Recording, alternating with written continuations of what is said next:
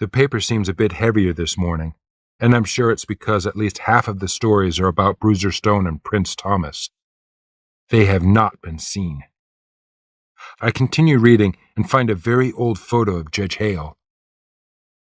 Who will get his job? The local population is half white and half black, but only 7 of the top judges are black. Last year, when an old white judge retired, an effort was made to appoint a black judge. It didn't happen. Many people think that Tyrone Kipler, a Harvard-educated partner at Booker's firm, will be appointed.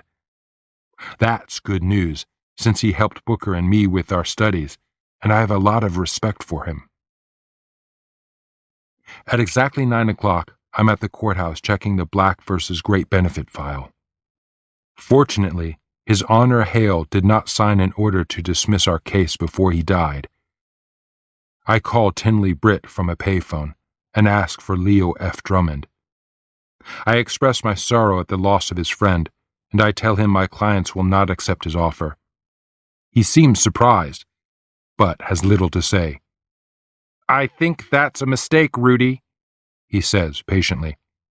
"Maybe, but my clients made the decision, not me." "Oh well, then it'll be war," he says sadly. He does not offer more money. Booker and I have talked twice on the phone since we received the results of the bar exam. As expected, he's not complaining about failing, and he's really happy for me. He's already sitting down when I arrive at the cafe, and we order our favorite foods. Charlene and the kids are fine. He thinks that he may pass the bar anyway, since his score was only 1 point below the passing mark. He has written to the Board of Law Examiners, who are looking at his exam again. His boss said he'd better pass next time, or their firm will have to put someone else in his job. Booker thinks Tyrone Kipler's appointment is definite. I tell him everything that's happened with the Black case, and he laughs when I tell him that it's now sitting in Judge Hale's court waiting for the new judge.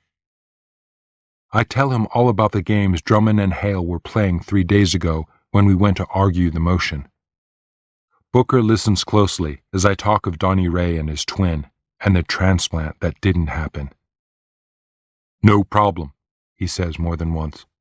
"If Tyrone gets the appointment, he'll know all about the Black case." "So, you can talk to him?" "Absolutely. He can't stand Tinley Britt, and he hates insurance companies. He sues them all the time. He'll listen." Our food arrives. I tell him about my new office, but not my new partner. Andy asks a lot of questions about my old office. The whole city is talking about Bruiser and Prince. I tell him everything I know. The day after Tyrone Kipler is appointed as judge, he calls me into his office, which was Hale's. Kipler is under 40, speaks softly, and looks you straight in the eye. He's extremely bright. I thank him for helping me pass the bar exam. He says kind things about Harvey Hale, but he's surprised that Hale had so few active cases. He's chosen a few for quick movement and is ready for some action. "You think this Black case should move quickly?" "Yes, sir. The points are simple. There won't be many witnesses." "How many statements will you take?" "Less than 10. "You'll have trouble with the documents," he says. "I've sued a lot of insurance companies, and they never give you all the paperwork. It'll take us some time to get all the documents you're supposed to have." I like the way he says "us," and there's nothing wrong with it. It is part of his role as judge to help everyone get the evidence they're supposed to have. "File a motion to have the case heard quickly," he says. "Unless the defense have some very good arguments, you'll get it." He tells me to call him if I have any questions. I've got into the habit of calling Donnie Ray each afternoon, usually around 5. After the first call several weeks ago, Dot mentioned how much it meant to him.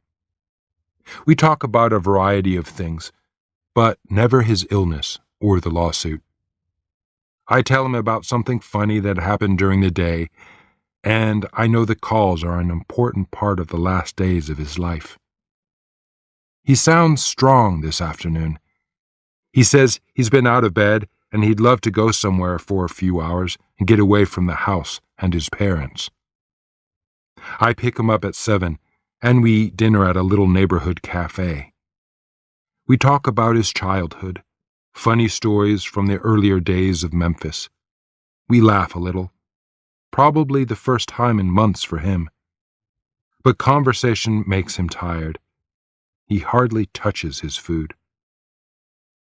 Just after dark, we arrive at a park where teams are playing baseball. I help Donnie Ray into a folding chair from the trunk of my car, then go and buy him a Coke. He thanks me again and again for bringing him here. I pay particular attention to one of the players as he walks to the fence and speaks to his girl. Kelly smiles. I can see her eyes shine. And Cliff laughs. He gives her a little kiss and goes back into the game. They appear to be happy. He loves her and wants the guys to see him kiss her. I should be glad that she appears to be happy and healthy. Maybe he stopped drinking. Maybe it's time for me to stop thinking about her. After an hour, Donnie Ray is ready for sleep. We drive and talk about his statement. I filed a motion today asking the court to allow me to take a statement from him now that can be used at the trial. He will soon be too weak for 2 hours of questions from lawyers. We'd better do it pretty soon, he says softly. I was not looking forward to taking Donnie Ray's statement in our new offices. They're small and we don't have enough chairs. It would be embarrassing. But on Friday, the day before Donnie Ray is supposed to give his statement, Dot tells me that he's too weak to leave the house. I call Drummond, who says he cannot agree to move the statement from my office to the home of my client. Rules are rules, and I'll have to arrange a later date. He's very sorry. He, of course, would like to make it after the funeral. I call Judge Kipler. Minutes later, Judge Kipler calls Drummond, and after just a few minutes, the statement is moved to the home of Dot and Buddy Black. Kipler plans to attend. This is extremely unusual, but he has his reasons. Donnie Ray is seriously ill. The Black home seems much smaller and hotter. Donnie Ray is sitting in bed, more cheerful now. We've talked about this for hours, and he says he's ready. Dot is making coffee and washing walls. Buddy has been cleaned. His shirt is white. I can't imagine how Dot managed this. I'm proud of my clients. Deck has borrowed an old video camera. He looks through the house and tells me quietly that there simply isn't enough room. Judge Kipler arrives, meets everyone, and after a minute says, "Let's take a look outside." In the corner of the yard is a big old tree that provides nice shade. "What's wrong with this?" he asks under the tree. "Let's get some chairs." Drummond arrives at 9 exactly, not a minute early, bringing only 2 other lawyers with him. "You'll sit here," His Honor says, pointing to 3 kitchen chairs. We seat Donnie Ray in a cushioned chair. His breathing is heavy, and his face is wet. I politely introduce him to everyone, but he's too weak to shake their hands, so he tries his best to smile. We move the camera directly onto his face. There will be other voices off camera, but his face will be the only one the jury sees. Kipler asks Donnie Ray if he's ready, then instructs the court reporter to start. Donnie Ray promises to tell the truth. I ask him his name, address, birth date, some things about his parents and family. Basic stuff, easy for him and me. He answers slowly and into the camera, just as I've instructed him. He knows every question I'll ask. Although I didn't tell him to act as sick and weak as possible, He certainly appears to be doing it. Or maybe he only has a few days left to live. I carefully asked Donnie Ray questions about his illness and the treatment he didn't receive. He can't repeat anything his doctor told him, and he can't give medical opinions, but other witnesses will, I hope. I finish in 20 minutes. Leo Drummond introduces himself for the camera, then explains who he represents and how much he regrets being there. He's not talking to Donnie Ray, but to the jury. His voice is sweet. He's a man who cares.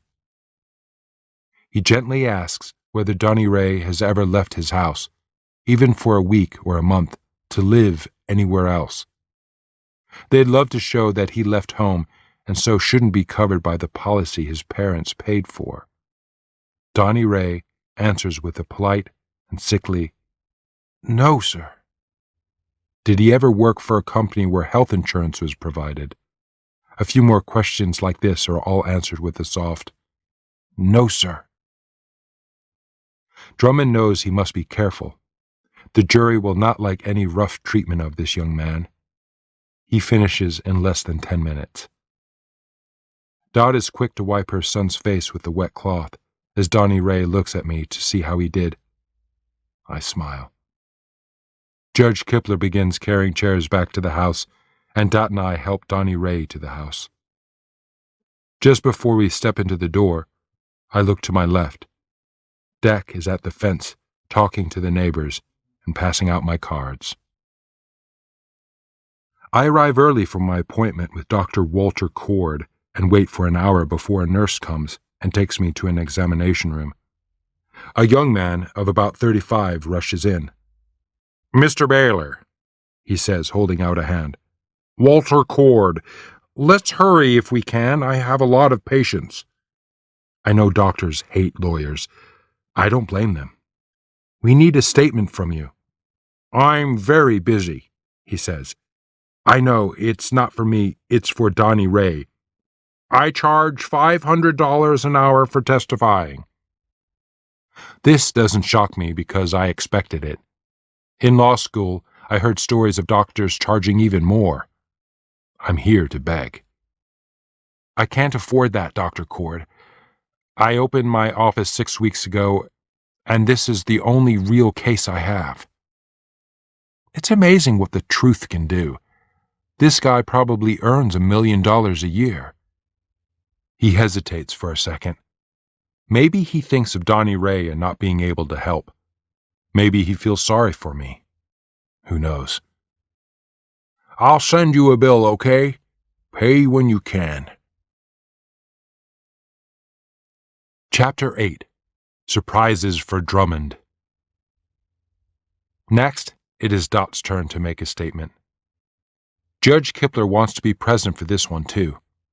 I spent 2 hours with her yesterday preparing for Drummond's questions.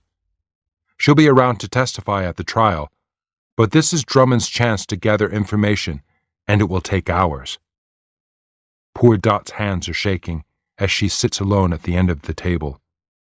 She's wearing her best cotton blouse and her best jeans.